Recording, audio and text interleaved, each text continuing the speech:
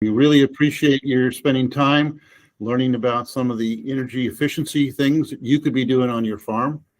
Again, this is EIM. We are going to be hosting regularly seminars on different subjects so that you and your farm might have some alternatives to look at for how to improve the bottom line on your farm.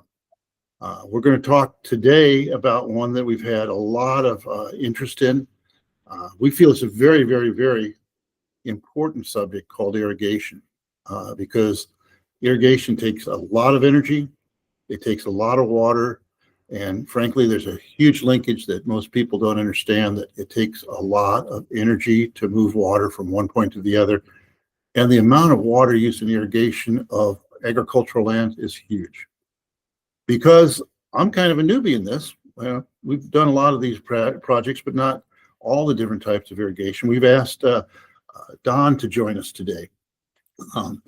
Now, I've got the experience of being a certified energy manager and a technical service provider for the NRCS. I've got a pretty good finance degree from Purdue, and don't judge us by our football team. We're a pretty good university.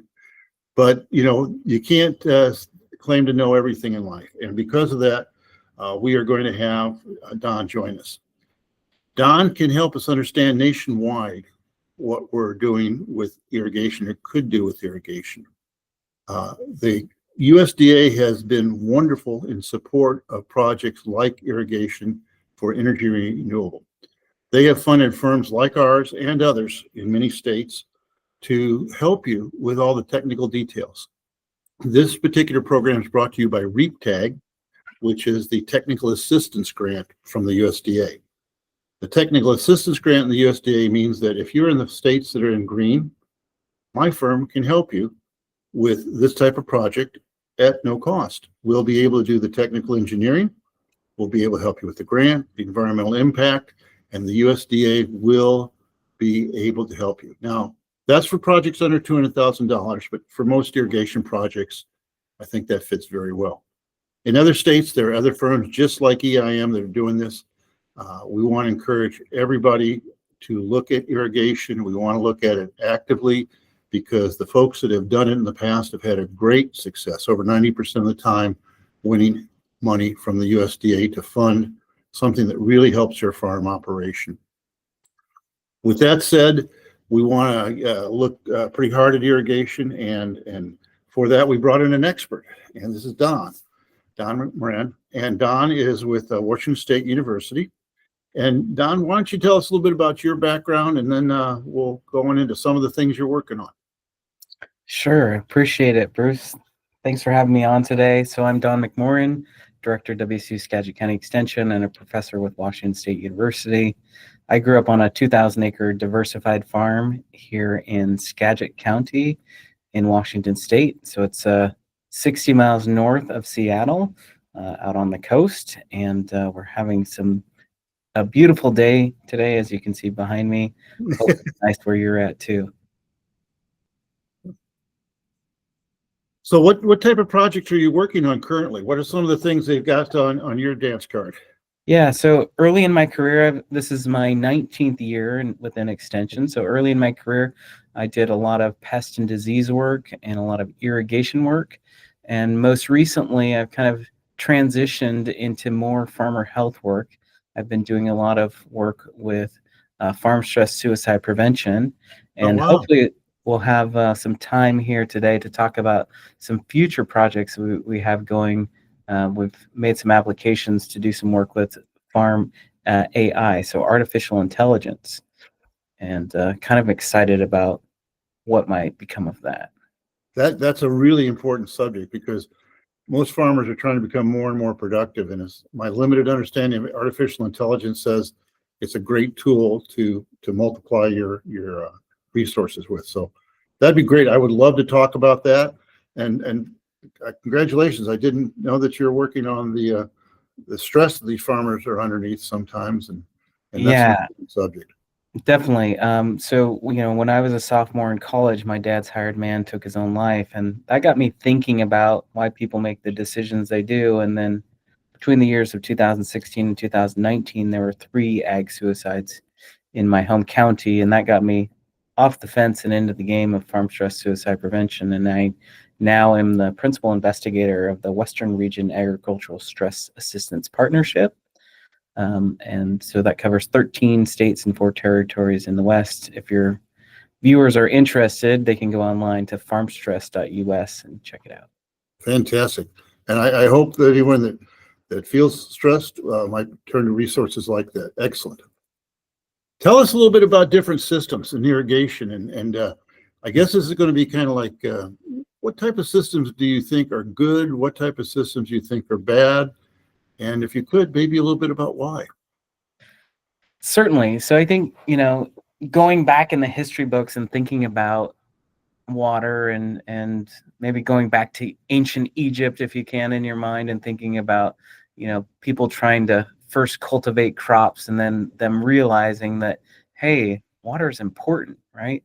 And if we're in a hot desert area, if I can get some water to some land, potential for increasing yields has a lot of potential. And so, people during those times would build aqueducts and ditches and whatnot to get water to where it needed to go. Kind of fast forwarding to my upbringing, I grew up on a 2,000-acre diversified farm here in Western Washington. So for your listeners that aren't familiar with the area, it rains about 32 inches a year here. So that's a lot of moisture. However, it tends to fall at exactly the wrong time for growing crops. So most of that rainfall comes in the wintertime, and then we, believe it or not, get hot and dry in the summertime when the crops really need it. And so it didn't take long for our farmers to figure out that, hey, we can get water to our fields, and because we don't need a lot of water here in Western Washington, most of my farmers are putting somewhere around a half a foot of irrigation water, around 6 inches would be considered a lot in this area. Let's use a mobile system. So some of the first systems, were hand lines, and then they went to this, we call them real big guns. So one single sprinkler is listed in this photograph, and it propels water up to 200 feet, and it's on a hose, and that hose is slowly reeled in as the sprinkler is traveling across the field at less than 1 mile an hour, depositing. In our area, kind of the standard is about 1 inch of irrigation per session. And it works really well. You can move it from field to field. Works well in our odd shaped fields because most of our fields have either a ditch or a slough or something that runs through the middle of it, makes the fields misshapen. So it does a really good job in those instances. The problem was, and what I saw growing up is real big guns use a lot of energy. So if you're using a diesel pump, you have to use that pump to propel that water upwards of 200 feet. That takes a lot of energy. Same with electricity. They tend to have issues with that reel winding in the hose. So I distinctly remember many times trying to unwind the hose, and it would be wound up, and then you got to get bars and chains and kick the hose over. So it's not a perfect system. So No, just the fact that you had diesel in that conversation. We've been doing these grants for 20 years, and the amount of conversion from diesel to electric that we've been a part of over those years is phenomenal, because the USDA really, really wants to reduce pollution in the air, and the diesel units are famously high in pollution. And we've had a lot of fellows over the years that were saying, and they're going to make me go to a tier 4 diesel motor no matter what. So I've got a huge expense I'm about to have. Oof. Why don't I just get rid of this diesel if I can at all? Right. So, and internal combustion engine is not very efficient. Right. Yes, we've made some real gains over time, but still on efficiency levels, you're talking about 33%. So it's still very low at taking energy and converting it to power. So so in kind of this quest of trying to find something better that would work at our own farm, I stumbled across some information out of Europe, and they are utilizing what we refer to as a boom type cart. So rather than one sprinkler shooting 200 feet in the air, using a lot of energy, they take and basically, if you will, use for more or less a spray boom, right? A cantilevered spray boom. And so rather than one sprinkler, you have upwards of 100 smaller sprinklers that are depositing that water. And through that system, you can use a whole lot less pressure and a whole lot less energy, and you can do a better job of irrigating. So I worked with a researcher from Washington State University. His name is Troy R. Peters, and we evaluated several irrigation systems in and around my county, and came up with this publication called Real Big Guns versus boom type carts, and the publication is still available through Washington State University, and it proves that there are better systems than a real big gun for applying water to crops all across the United States. And from this, I've seen and was able to present to local area growers, and I think this is what's fabulous about the land grant system. So as a researcher, you can apply for funding, you can do the research, and then you can use extension to get that out to the growers, and the growers can take that information in and then make a decision what they want to do on their farms. And so, like most good farmers, nobody jumps in all the way. They just put a toe in. So maybe if they had 10 real big guns going, they would buy one boom type cart and attach it to their reel and try it out. And what we found is it didn't take long for the growers to realize, hey, that diesel bill is not as expensive when I went to this boom type cart. And you know what? Because we have 100 sprinklers supplying the water rather than one pounding down on our crops, it's not compacting the ground as much, and we're getting better yield out of our crop. We're spending less money, and we can manage it better. And the next thing you know, a few years later, there were 5, then there were 10. Now there's upwards of probably 100 boom type carts in my county, all because I introduced some new technology and prove that it's better. Yeah. That is. Go ahead. No, I was going to say that's kind of. I've always been amazed that in the agriculture community, there's always going to be somebody that tries something first. And we work a lot with grain dryers, and there'd always be somebody that does the new idea, and then their cousin might be the guy who does it the next one. And then it's people in their community, so that you can get to the point where change happens because people believe what they see with their own eyes. And in a farming community, you can watch what your neighbors are doing.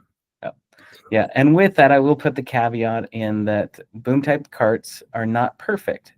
They don't work really well in misshapen fields because you have this cantilever boom that has to go out. So I don't think it'll ever catch on 100%. But as I was driving around this last summer, I was seeing way more boom type carts than I was seeing big guns. So we definitely made some big progress here. Change happens slowly but surely. Change happens. Right. What would be some of the systems that the farmers generally should be looking at if they really want to make a big step forward in either how much they reduce their water? Because we've got a number of farmers that are going on water rationing right now. Mm-hmm. We've also got a number of farmers that have been irrigating their land for so long that the salt's starting to build up, and they need to do something to reduce the amount of salt per year that's being applied through irrigation. Are there systems you'd recommend that they look at or examine or contact an expert on? Definitely. I think for us locally, seeing us go from big guns to boom type carts was a big move. But then there's all sorts of really great, fabulous technology that's coming out of United States and other countries. Believe it or not, Israel is a major innovator in irrigation technology, and they're using a lot of micro sprinklers. So, in agriculture, we always think that bigger is better. At least most of my farmers do. So, if you have a 100 horsepower tractor, well, 200 is better. And if you have a 200 horsepower tractor, well, 4 is better than that. So, We're sounding like John Deere salesmen right there, aren't we? right. But in the land of irrigation, I think you have to put on your reverse hat for a little while and think about how water is delivered and efficiency. It's kind of the exact opposite in that smaller is actually more efficient. It uses less energy. So, that great big 700 horsepower tractor, it has a great big hose going to the injectors to deliver the fuel. So, yes, it can, tow a great big implement, so that gives you more efficiency from that level. But if you think about, getting water to a plant efficiently, you need to start thinking small rather than big. So rather than that, inch and a half hole coming out of the big gun, what's smaller than that? So, as I mentioned, in Israel, they've developed some amazing micro sprinklers. So depending on your crop, that could potentially work for you.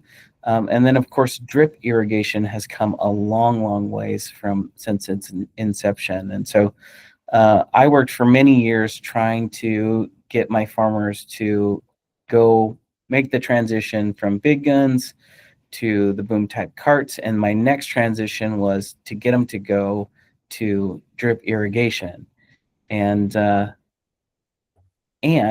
would have been much more successful had the price of drip for every row not been as expensive as it was.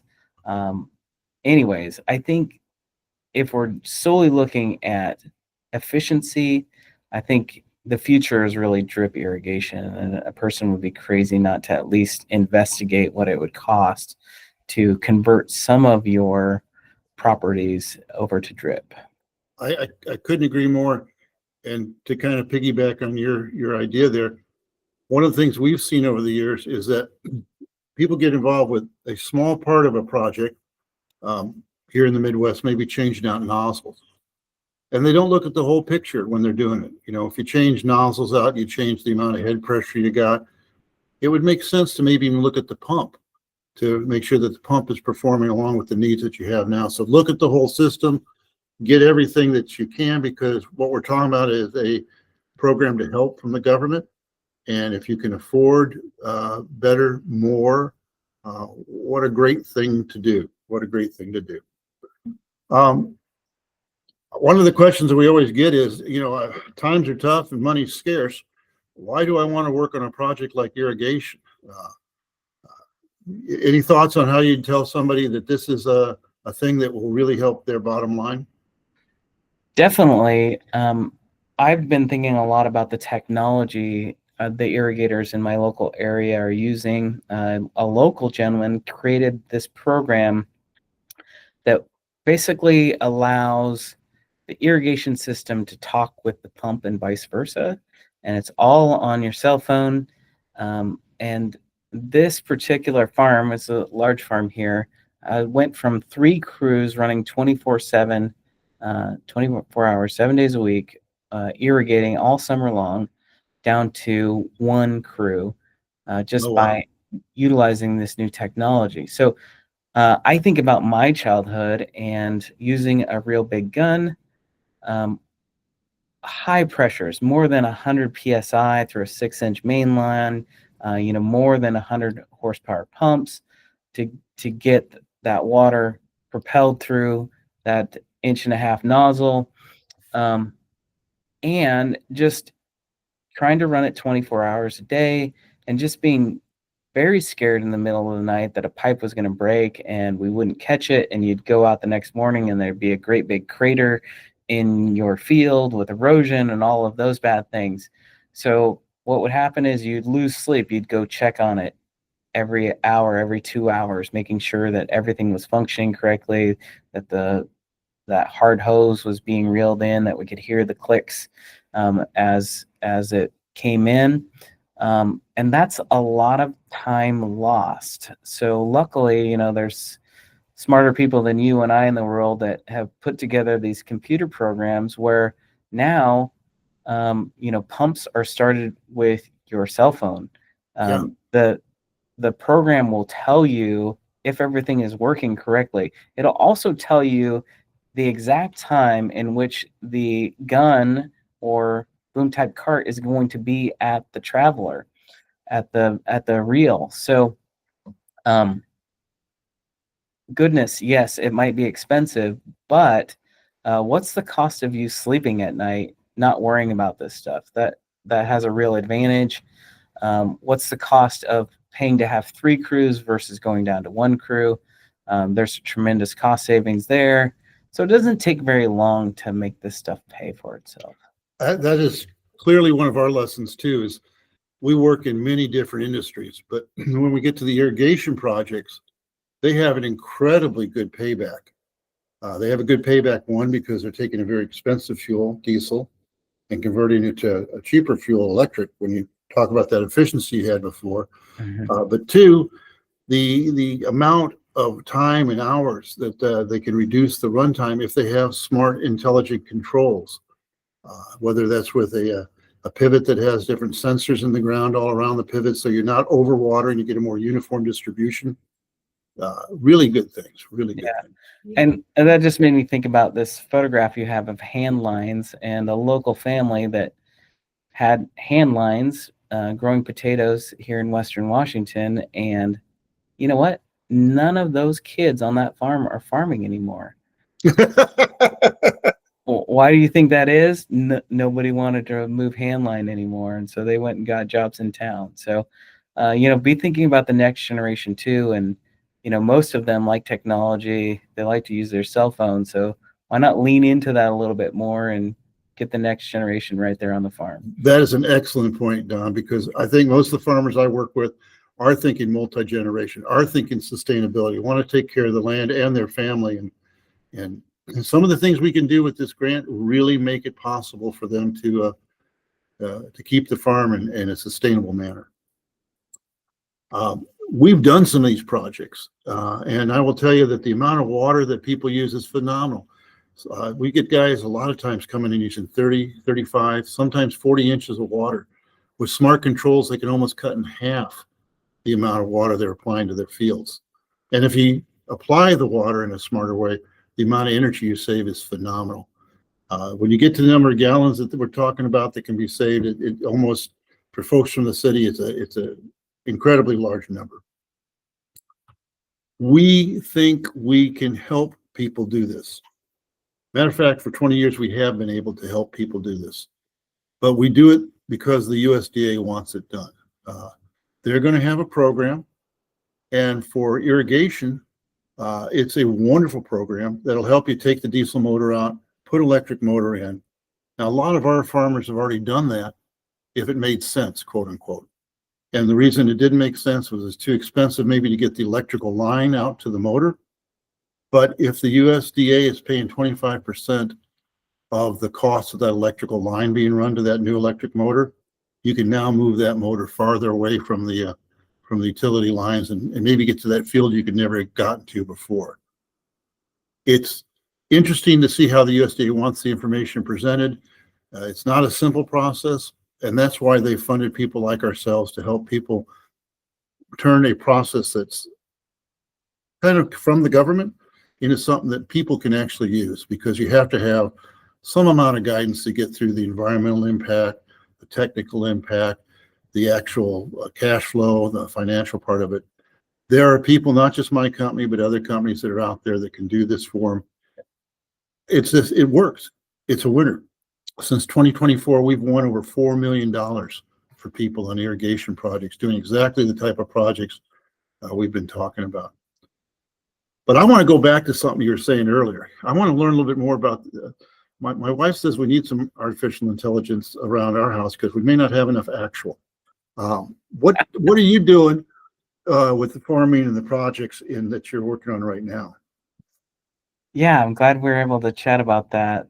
So it really stemmed from my staff who's been utilizing artificial intelligence, and they got me hooked on one of the programs that's available to the user. And so, you write a lot of grants, I write a lot of grants.